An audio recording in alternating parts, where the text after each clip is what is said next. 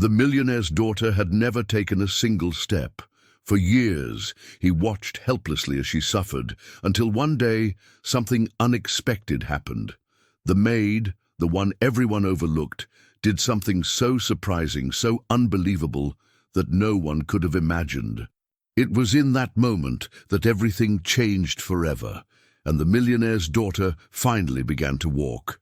Before we continue with this story, don't forget to subscribe to the channel and like the video, because when you stop doing this, YouTube understands that you don't like this content and stops recommending good stories like this.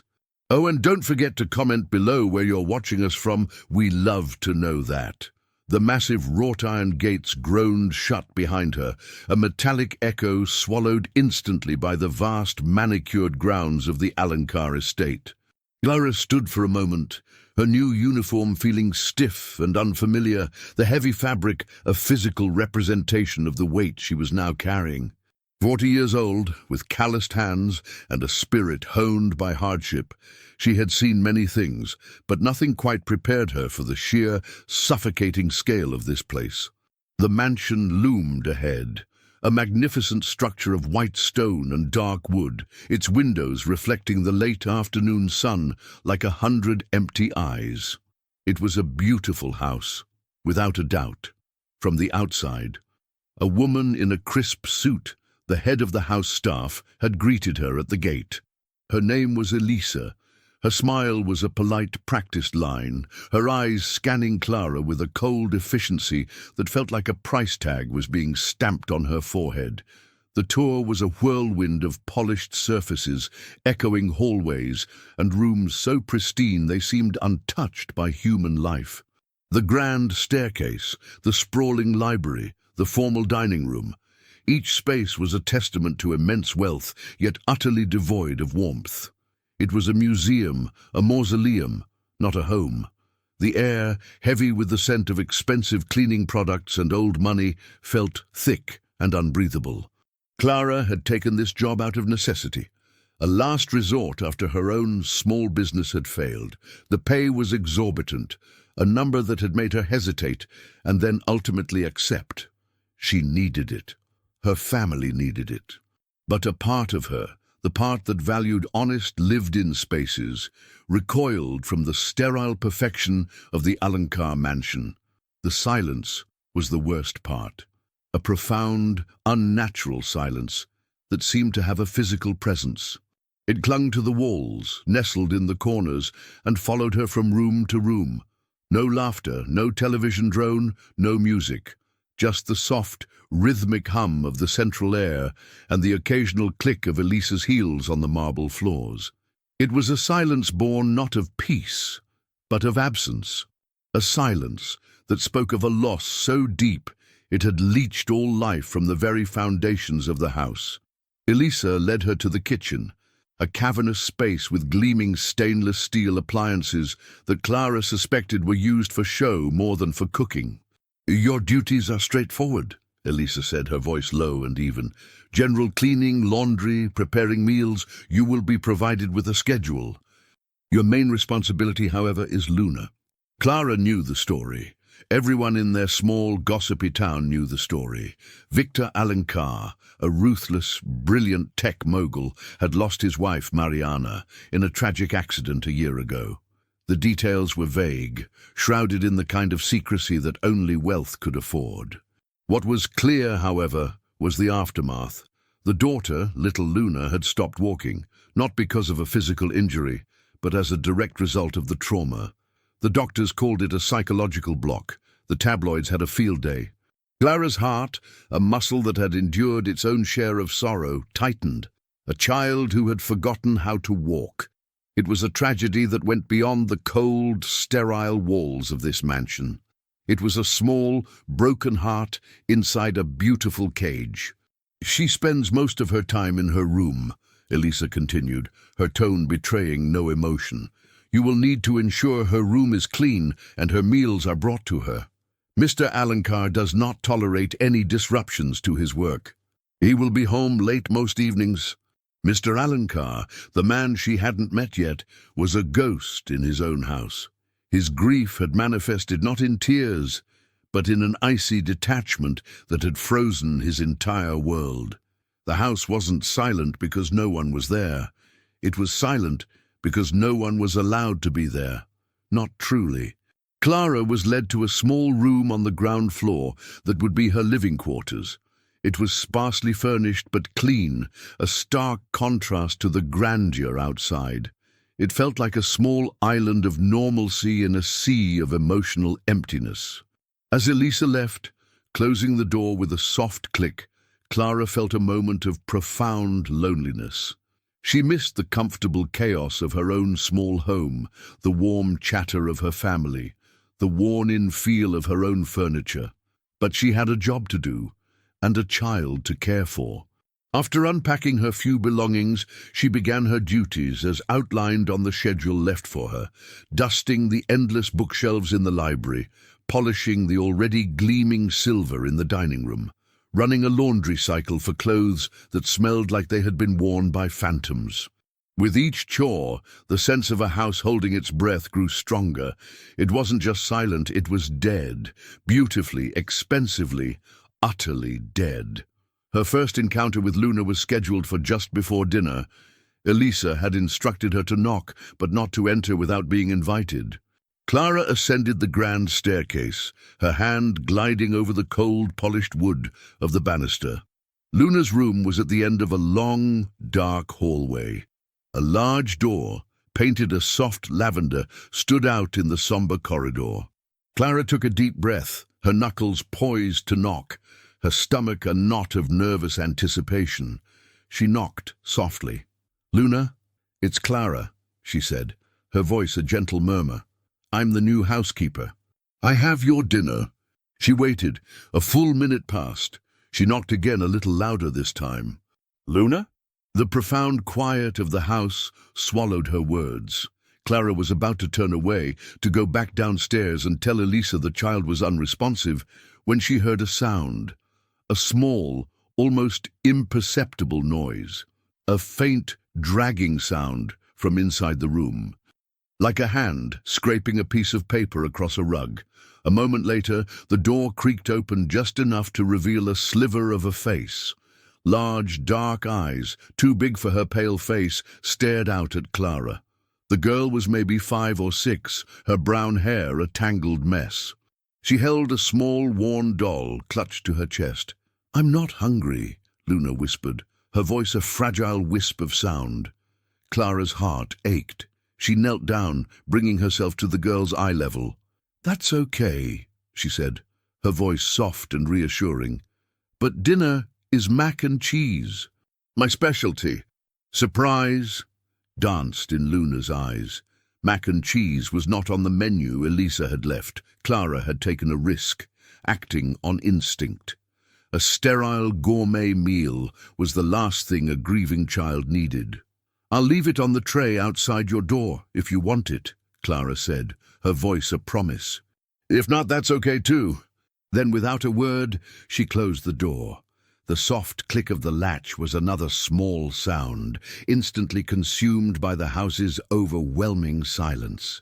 Clara placed the tray on the floor outside the door, the warm scent of the cheese and pasta a small, defiant beacon in the cold hallway. As she walked away, back down the long corridor and the grand staircase, she couldn't shake the image of Luna's eyes.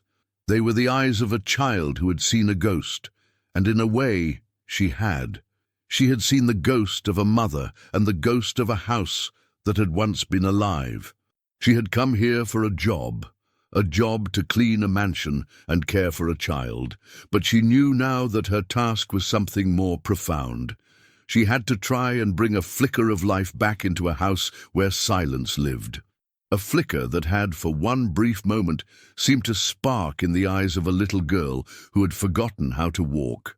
The massive wrought-iron gates groaned shut behind her, a metallic echo swallowed instantly by the vast manicured grounds of the Alankar estate. The mansion loomed ahead, a magnificent structure of white stone and dark wood, its windows reflecting the late afternoon sun like 100 empty eyes. It was a beautiful house, without a doubt, from the outside. The massive wrought-iron gates groaned shut behind her, a metallic echo swallowed instantly by the vast, manicured grounds of the Alencar estate. Clara stood for a moment, her new uniform feeling stiff and unfamiliar, the heavy fabric a physical representation of the weight she was now carrying. 40 years old, with calloused hands and a spirit honed by hardship, she had seen many things, but nothing quite prepared her for the sheer, suffocating scale of this place. The mansion loomed ahead, a magnificent structure of white stone and dark wood, its windows reflecting the late afternoon sun like 100 empty eyes. It was a beautiful house, without a doubt, from the outside. Clara's first few days at the Alencar mansion were a blur of polished surfaces and profound, unnatural silence. She moved through the house like a phantom, her presence acknowledged only by the brief cold nods from Elisa, the head housekeeper. The routine was rigid: clean, polish, prepare meals for a ghost of a man, and tend to a child who was a ghost in her own right. Luna's room was a world unto itself. Clara had been told to knock, to leave food outside the door, to clean the room while the child was out, but never to speak to her unless spoken to. It was a rule designed for a butler, not a caretaker. Clara, with the instinct of a mother, found it impossible to follow. Her first encounter with the little girl happened on a Tuesday. The day was as grey and sombre as the atmosphere inside the house. Clara had brought up a tray with a simple lunch, a grilled cheese sandwich, and a small bowl of tomato soup, things she herself would have loved as a child. She knocked softly on the lavender-painted door. "Luna, it's Clara. I have your lunch." Just as it had been every time before, Clara waited, a small ache forming in her chest. She had a daughter of her own, a teenager now, full of life and noise and teenage angst. This silence, this profound absence of a child's energy, was the most heartbreaking thing she had ever experienced. She knocked again, a little more firmly this time. "It's a grilled cheese, Luna. My secret recipe." Then with a slow, deliberate creak, the door opened a crack. A single eye, large and blue and filled with a sadness that defied her 4 years, peered out at Clara. This was Luna. The girl in the photographs that adorned the silent hallways was a smiling, vibrant child. This girl was a shadow. Her hair, the color of corn silk, was limp and hung in her face. Her small frame was lost in an oversized sweatshirt. She held a doll with a missing eye, clutched so tightly to her chest that her knuckles were white. She was a girl who hid, both from the world and from herself. She was a girl who had retreated so far inside her own mind that her body had simply given up the will to move. Clara smiled, a warm, genuine smile that felt foreign in this sterile environment. She didn't push, didn't try to engage in forced small talk. She simply knelt down, placing the tray on the floor. "I'll leave this here," she said softly. "It's still warm." "What are you doing?" Clara turned, startled. He was a tall man, impeccably dressed in a suit that looked expensive and unyielding. His face was a mask of cold indifference, his eyes the same deep blue as his daughter's, but hardened, lifeless. He was handsome in the way a statue is handsome, perfectly formed, but utterly without warmth. I brought Luna her lunch, sir," Clara said, her voice steady despite her surprise. "I wanted to make sure she knew it was here." He seemed to shrink at the sight of her, a ripple of something like pain or shame crossing his face for a fleeting second before the mask settled back into place. "You are not to engage with her," he said, his voice flat, devoid of emotion. "You are hired to clean and to serve, not to meddle. She's a child, sir. She needs more than just a tray of food left at her door. She has had the best doctors, the best therapists. They have all failed. There is nothing you can do. Do your job and nothing more." The little sliver of light from Luna's room disappeared as the door closed with a soft click. Clara was left alone in the silent hall, the warm scent of the grilled cheese, a poignant reminder of a normalcy that was absent here. Despite his words, his disapproval, and the sheer emptiness of his demeanor, Clara felt an immediate, undeniable connection to Luna. It wasn't pity, but a deeper, more primal empathy. She saw the girl not as a problem to be solved, but as a small, hurting soul in desperate need of a lifeline. She saw a reflection of a life that had been shattered, a silence that had been forced upon a child. Clara spent the rest of the day in a haze of thoughts about the little girl. She cleaned the grand, dusty library, her mind replaying the image of Luna's pale face. She polished the silverware in the dining room, her heart aching with the memory of the immense sadness in the child's eyes. She knew, with a certainty that went beyond reason, that Victor was wrong.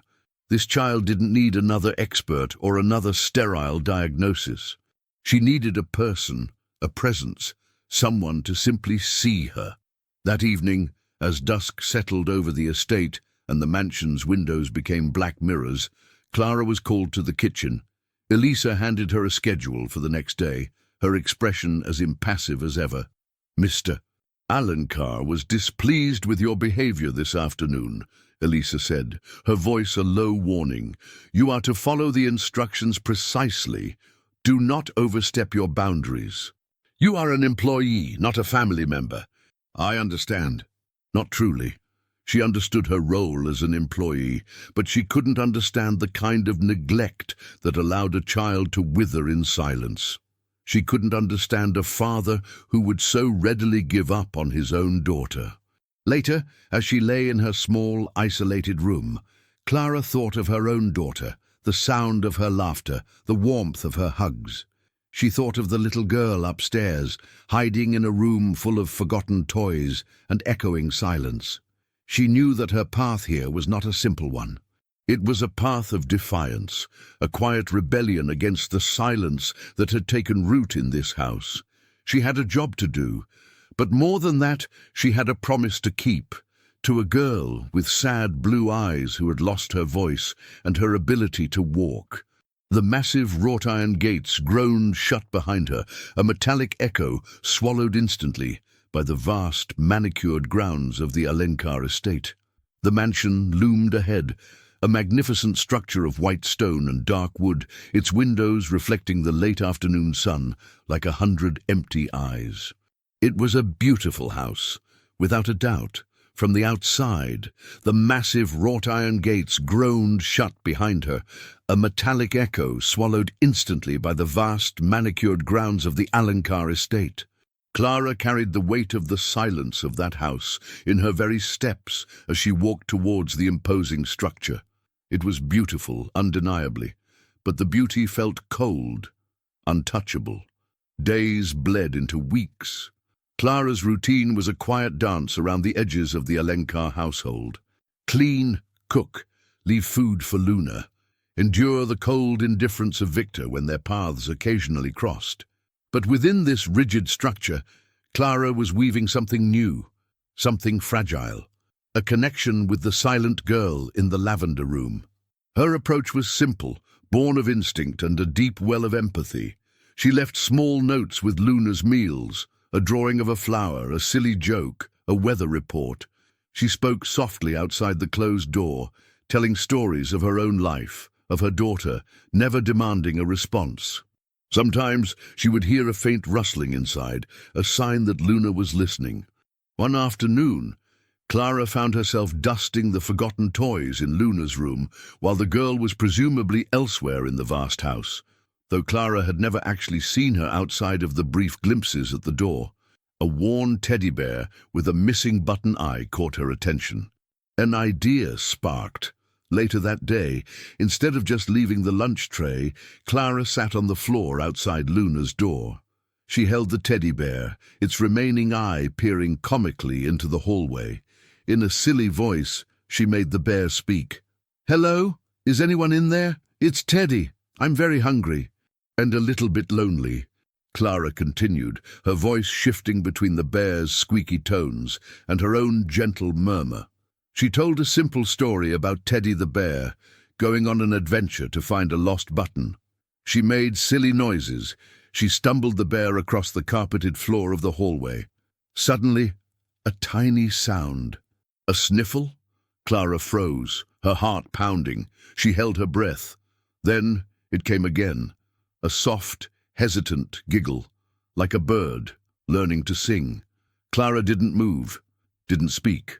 She let the silence hold, allowing the sound to echo in the stillness of the hallway.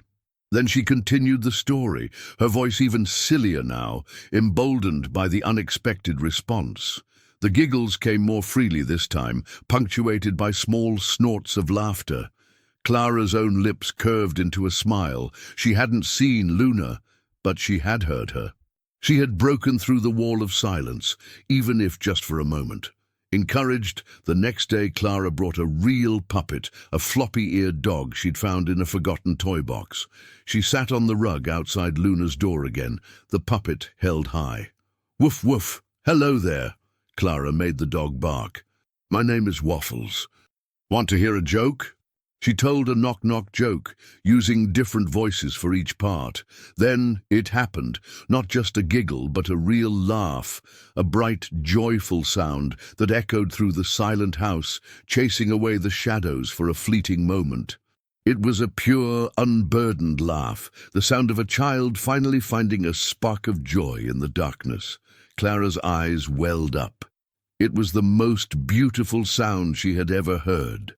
She continued with the puppet show, her heart soaring with each peal of laughter that escaped from behind the lavender door.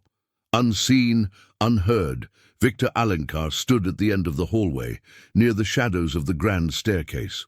He had been on his way to his study when he heard the unfamiliar sound. He had stopped, frozen, listening intently. The sound of a child laughing. His child. He couldn't see Clara, only the closed door of Luna's room. But he could hear her voice, gentle and playful, and the clear, unrestrained sound of Luna's laughter, a sound he hadn't heard in over a year, a sound he thought he might never hear again. A lump formed in his throat. His eyes, usually cold and distant, burned with unshed tears. He leaned against the wall, his body trembling slightly. He didn't understand what was happening, who this woman was, and how she was reaching his daughter in a way that no one else had.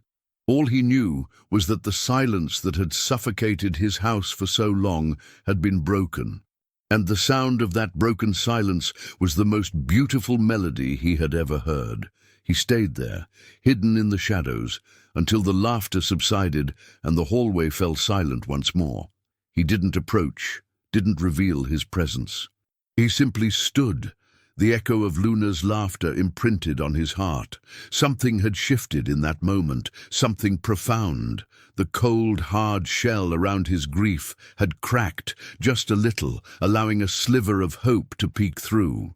Clara, unaware of her silent observer, gathered the puppet and the now discarded lunch tray. A lightness filled her steps as she descended the stairs. The silence of the house no longer felt quite so heavy. It was a silence that had been touched by laughter, a silence that held the promise of more.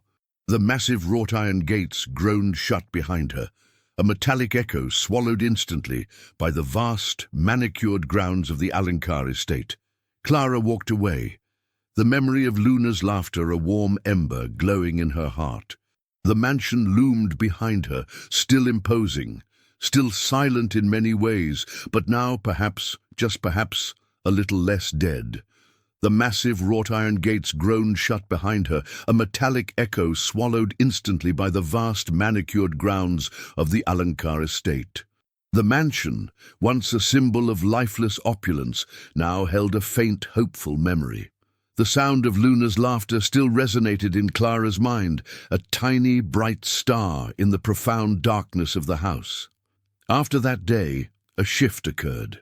Luna's door still remained mostly closed, but the small, hesitant giggles continued, sparked by Clara's silly puppets and whispered jokes. Clara felt her role expanding from a housekeeper to a quiet, patient friend. The silence in the house, while still present, no longer felt quite so final. It was a silence filled with anticipation. Clara, a woman who believed in action over words, knew that laughter was a start, but it wasn't enough.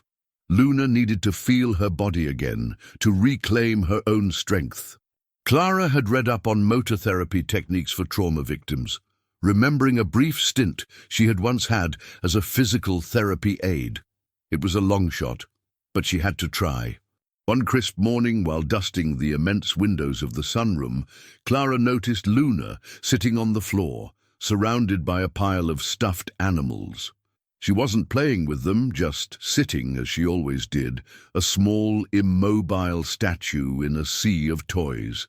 Clara felt a jolt of determination. This was her chance. She walked over and sat on the floor, opposite Luna, not intruding on her space, but simply being there. She brought a soft, colorful ball she had found in a closet. She rolled it gently, slowly, across the floor toward the girl. "Look, Luna," Clara said softly, her voice calm and reassuring. "Just a little roll." The girl didn't move. Her eyes, usually locked on some distant, invisible horizon, flickered down to the ball. Clara waited, not pushing. After a long minute, Clara reached out and gently nudged the ball. "Your turn," she whispered. She waited. Luna's tiny hand, white-knuckled from clutching her old doll, finally released it and slowly, ever so slowly, stretched out. Her fingers brushed against the ball. Clara's heart soared. It was a small movement, barely a twitch, but it was a movement. "That's it," Clara encouraged, her voice a warm blanket. "Just a little push. You can do it." For a moment, it seemed she would push it back, but then a voice, sharp and angry, cut through the air. "What in God's name are you doing?" Victor Alencar stood in the doorway, his face a thundercloud of fury. His blue eyes, usually so cold and distant, were ablaze with a raw, dangerous anger she had never seen before. He strode into the sunroom, his footsteps heavy and furious. He snatched the ball from the floor, his movements jarring and violent. "Are you out of your mind? Do you know what you could have done? She could have fallen. She could have gotten hurt." "I was just trying to help, sir. She needs to move." "The doctors said—" "I hired you to clean, not to play physical therapist. You're overstepping your boundaries, and it's dangerous. You have no idea what she's been through." The fragile progress was shattered. The laughter was gone, replaced by the familiar, terrifying silence. Victor, seeing his daughter's reaction, stopped. The anger drained from his face, leaving behind a profound, terrible shame. He looked from Clara to Luna, his shoulders slumping. He had done it again. He had broken the fragile peace. He had broken his daughter. "Get out," he said, his voice now a low, hollow whisper. "Just get out." She walked away, the weight of the house's silence heavier than it had ever been. Later that evening, long after the house had settled into its nighttime quiet, Clara was startled by a soft knock on her door. It was Victor. He looked nothing like the composed, angry man from earlier. He was unshaven, his suit jacket wrinkled, his face pale and drawn. He looked for the first time like a man who was lost. "Clara," he said, his voice so soft she could barely hear it. "I owe you an apology." He just stood in the doorway, a ghost of a man standing at the entrance of a stranger's room, a stranger he had just screamed at. "I was wrong to yell at you," he continued, not meeting her eyes. "I know you were trying to help. I just don't know what I'm doing anymore." "She needs to move, Mr. Alencar."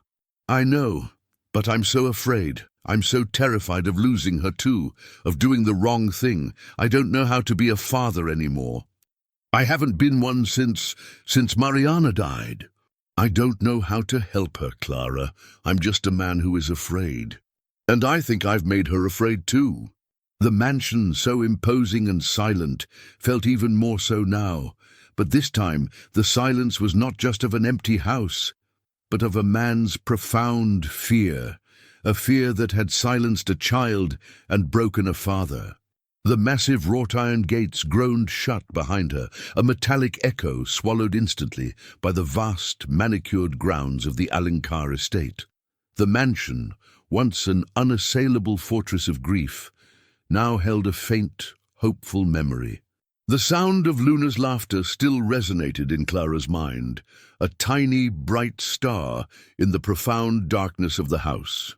The awkwardness that followed Victor's apology was a palpable thing, a fragile bridge between two people who had nothing in common but a shared, silent love for a small, broken girl. Clara, a woman of action, understood that words were not enough. The apology had been a necessary crack in the ice, but the real work was yet to begin. The next morning, Clara approached Luna's door with her usual tray of food and a new idea. Instead of just leaving it, she sat outside the door and began to read aloud from a children's book. The story was about a little bear who was afraid to walk, but eventually, with the help of his friends, found the courage to take a small step. She didn't look at the door, didn't try to force a reaction. She just read, her voice a warm, steady presence in the quiet hallway. Later that day, while tending to the garden, Clara was surprised to see Victor standing at the edge of the terrace, watching her. He didn't say anything, didn't call out. He just watched, a quiet observer. She continued to work, her hands in the soil, her heart thumping a little faster. She felt his presence, a new weight in the air, a new layer to the silence of the house. The real change came when Clara decided to try again with the motor therapy, but this time with a different approach. She found Luna in the sunroom again, sitting among her stuffed animals. Instead of a ball, Clara brought a large, soft blanket. She sat on the floor, gently spreading it out, creating a comfortable, safe space. She then began to gently move Luna's legs, her hands a comforting, reassuring weight. "Just stretching, sweet pea," Clara whispered, her voice a calm murmur. "We're just going to make these sleepy legs remember how to be strong again." The little girl's face was a blank mask, but her body was relaxed, not tense as it had been before. Suddenly a shadow fell over them. Victor stood in the doorway again, but this time his face was not filled with anger, but with a complex mix of fear and curiosity. He didn't yell, didn't storm in. He simply watched, his hands in his pockets, his body language tense but his expression open. "What are you doing?" he asked, his voice low and hesitant. "Just helping her remember," Clara said without looking up. "Her body's a little sleepy, that's all." Victor walked closer, slowly, as if approaching a wild animal. He knelt down beside them, a safe distance away. "Does it hurt her?" he asked, his voice filled with an almost desperate concern. "No," Clara said, her voice reassuring. "It feels good. It feels like waking up." For a moment he hesitated. Then, with a deep breath, he gently touched her ankle. Luna's eyes, which had been distant and unfocused, turned to him. A small, almost imperceptible twitch of her lip was the only sign of a response. Victor's hand trembled slightly. "I don't know what to do," he whispered, a confession. "Just be here," Clara said. "Just be with her." Every day, Clara would spend time with Luna, and Victor would join them. At first, he was just an observer, sitting in the corner of the sunroom, watching as Clara coaxed small movements from his daughter. Then he started to participate. He would hold Luna's hand, his touch hesitant at first, then growing more confident. He would read to her, his voice a little shaky at the start, but growing stronger with each passing page. They were an unlikely trio. The confident, empathetic housekeeper, the grieving, emotionally distant father, and the silent, broken child. But together, in the quiet, sun-filled room, they were building a bridge.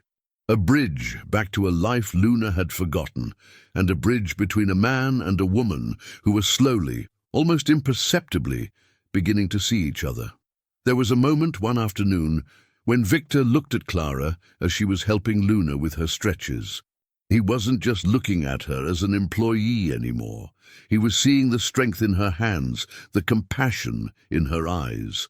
He was seeing the woman who had brought a flicker of life back into his silent house. And Clara, as she looked up and met his gaze, saw a man who was no longer just a cold, distant millionaire, but a man who was healing, a man who was starting to hope again. The bridge was not yet complete. It was still fragile, still new.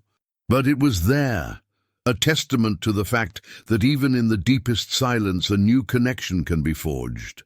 A connection built on shared sorrow and a shared, quiet love for a child. The massive wrought-iron gates groaned shut behind her, a metallic echo swallowed instantly by the vast, manicured grounds of the Alankar estate. The mansion loomed ahead, a magnificent structure of white stone and dark wood. But now, when Clara looked at it, she no longer just saw an empty house. She saw a home where a bridge was being built, a bridge that would, one day, lead them all back to a place of light and laughter. The massive wrought-iron gates groaned shut behind her, a metallic echo swallowed instantly by the vast, manicured grounds of the Alankar estate. The mansion, once an unassailable fortress of grief, now held a faint, hopeful memory. The sound of Luna's laughter still resonated in Clara's mind, a tiny, bright star in the profound darkness of the house. The new routine had become a steady rhythm. Clara, Victor, and Luna spent hours together in the sunroom or the vast green garden. The silence of the house had begun to fill with a new kind of sound, not of laughter, but of quiet voices, of soft movements, of shared, unspoken emotions. Victor was no longer a distant ghost. He was present, a quiet shadow at first, and now an active participant in his daughter's slow, deliberate journey back to life. Clara's motor therapy sessions with Luna were patient, careful. They had progressed from gentle stretches to small games, from touching her toes to learning to balance on her hands and knees. Luna's body, once a silent, unwilling vessel, was slowly beginning to respond.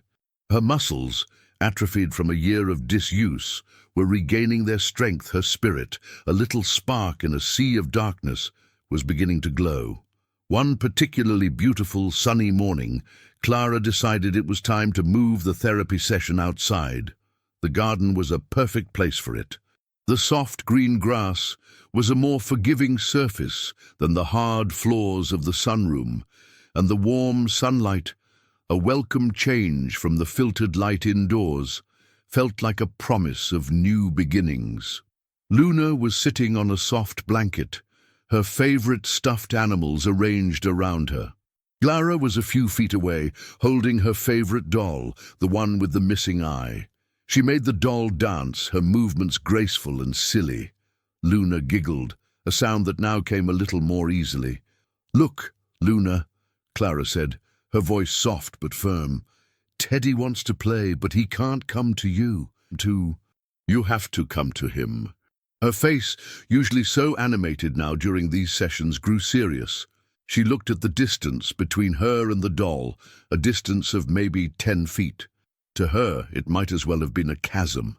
Clara held the doll out, her arms extended in a silent invitation. "Come on, sweet pea. Just a little step. One small step." She was so close to taking a step. Clara could feel it, a tension in the air, a breath being held. Victor, who had been observing from the sunroom window, felt his heart climb into his throat. He had been watching every session, every small victory, every sign of progress. He had seen the way Clara looked at his daughter, with a love and a patience that he, as her father, had been unable to provide. He had seen the way his daughter's eyes lit up when Clara entered the room. He had seen a silent, beautiful connection being forged. He watched now, his body tense, his hands balled into fists. He wanted to run out there, to hold his daughter, to protect her from the possible failure. But he knew with a newfound certainty that he couldn't. This was Luna's journey, and she had to take it on her own. Clara saw the hesitation in Luna's eyes. She knew the fear that was holding the girl back. It wasn't the fear of falling. It was the fear of leaving the past behind, the fear of leaving the safety of her silence. "It's okay," Clara said, her voice even softer now. "It's okay to be scared. But you're so strong, Luna. You're the strongest girl I know. The only sounds were the soft rustling of the wind through the trees and the distant chirping of a bird.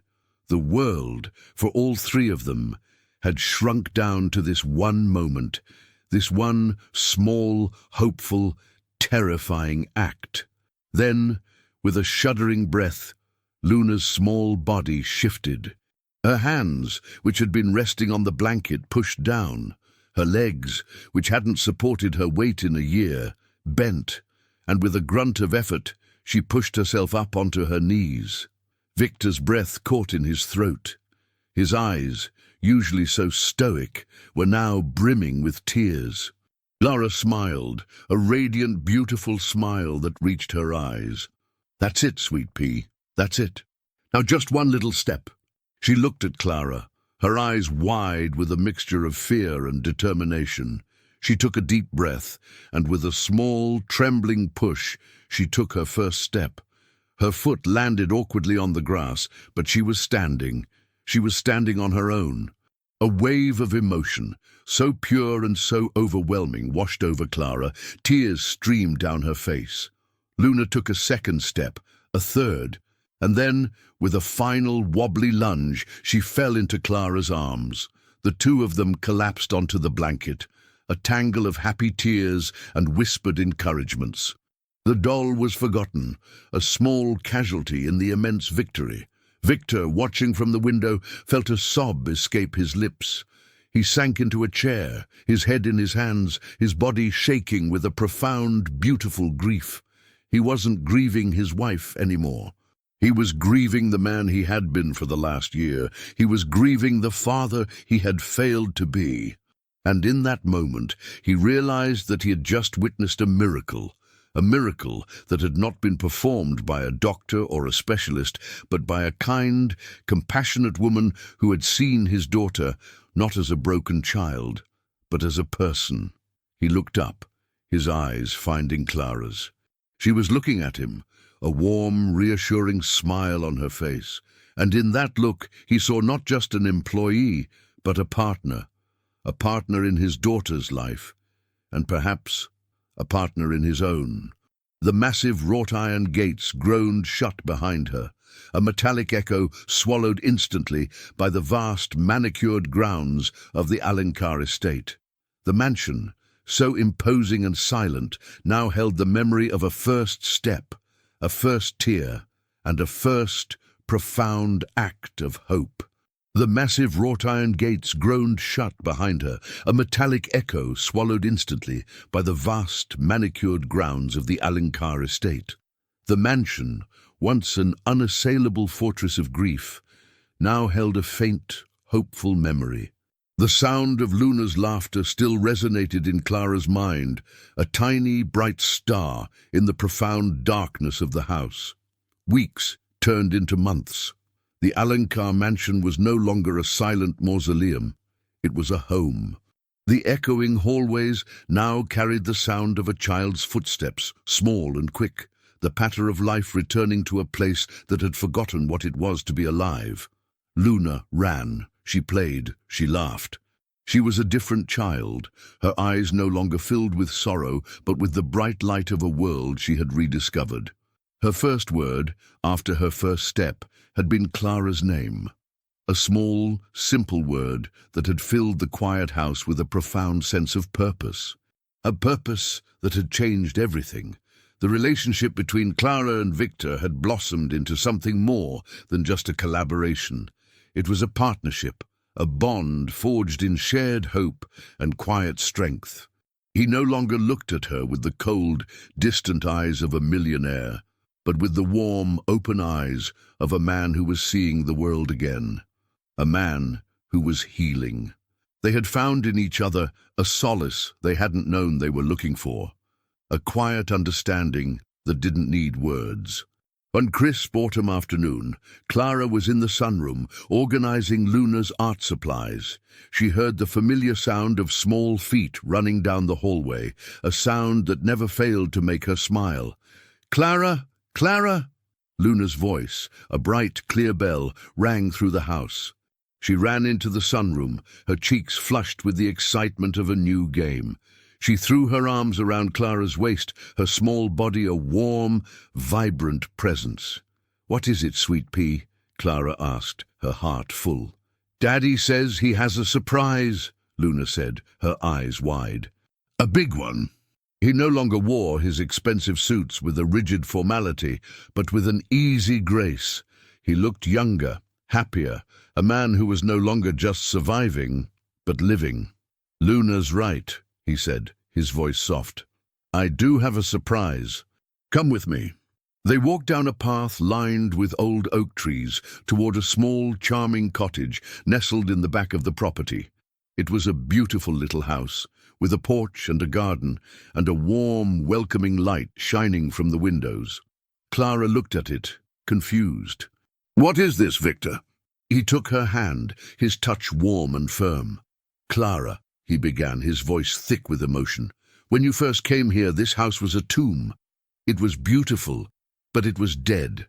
I was dead. Luna was dead. You brought us back to life. You gave Luna her steps, and you gave me back my daughter. You showed me that even in the deepest sorrow, there is still room for hope, for joy, for life. I've arranged for this house to be yours, a place where you and your family can live with dignity. It's not a salary, it's not a payment, it's a thank you. It's a sign of my gratitude." It was a kindness so profound, so unexpected, it took her breath away. "But that's not all," Victor continued, his voice trembling slightly. "I've realized something over these past few months. The reason this house is a home again isn't just because Luna can walk. It's because you are here. Your warmth, your kindness, your love, it's the heart of this family. Clara, I love you. I've fallen in love with the woman who brought my daughter back to me. I don't want you to be my employee. I want you to be my partner. I want you to be Luna's mother. I want you to be a part of this family, not as a hired hand, but as the woman who made us whole again. Please stay with us. Not as my employee, but as my family." Clara looked from him to Luna, her eyes full of happy tears. She saw the girl who was now her own heart, the girl who was now her own family. She looked at the beautiful cottage, a symbol of a new beginning. She looked at Victor, his face open and vulnerable, a man who had shed his armor of grief and was offering her his heart. She didn't need to think. Her answer was already there, a warm, steady certainty in her heart. She knelt down, her hands in Victor's, her tears a testament to the profound and beautiful love that had bloomed in the ruins of a broken home. The massive wrought-iron gates groaned shut behind her, a metallic echo swallowed instantly by the vast, manicured grounds of the Alankar estate. The mansion, so imposing and silent, now held the memory of a new beginning. A new beginning for a man, a woman, and a little girl, all of whom had found a home not in the brick and mortar of a beautiful mansion, but in each other's hearts. A home where love now lived. For more stories that matter, join our community, subscribe to Say Tales.